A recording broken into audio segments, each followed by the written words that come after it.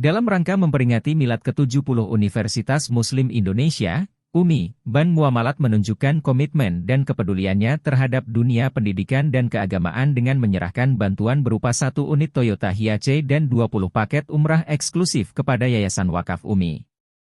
Penyerahan ini dilaksanakan di sela-sela peringatan Milad ke-70 tahun yang dirangkaikan juga dengan orasi ilmiah yang dibawakan oleh Profesor Agung Putra selaku Guru Besar Bidang Patologi dan Anatomi FK Unisula dan Founder, Direktur SCCR Indonesia di Auditorium Al-Jibra UMI pada Minggu. Acara puncak peringatan Milad UMI yang ke-70 ini dihadiri oleh berbagai tokoh penting, termasuk penjabat Gubernur Sulawesi Selatan, Profesor Zudan Arif Fakrullah, Rektor UMI Profesor Dr. Sufirman Rahman, Ketua Yayasan Wakaf UMI, Profesor Masrurah Mokhtar, serta perwakilan dari Bank Muamalat yaitu Regional Funding and Transaction Manager, RFTM, REK Sulawesi, Maluku dan Papua Bank Muamalat, Hadriati Yusuf serta Branch Manager Muamalat KEP Pengayoman, ST Nurayu Anugrah A dan tamu undangan lainnya.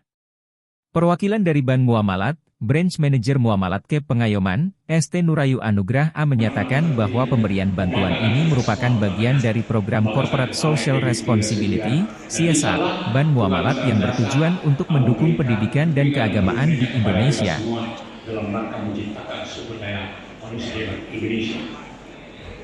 Lebih kurangnya mohon dimaafkan. Wabillahi. Assalamualaikum warahmatullahi wabarakatuh.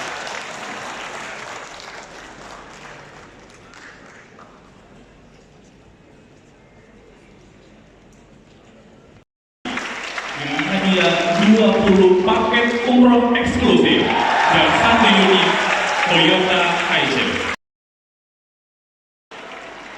Dan kami mengundang hormat pihak Bank Muamalat dan diwakili langsung oleh Ibu Siti Nurayu Anugrah, Branch Manager, dan Ibu Hadriati Yusuf, Region Funding dan Transaction Manager.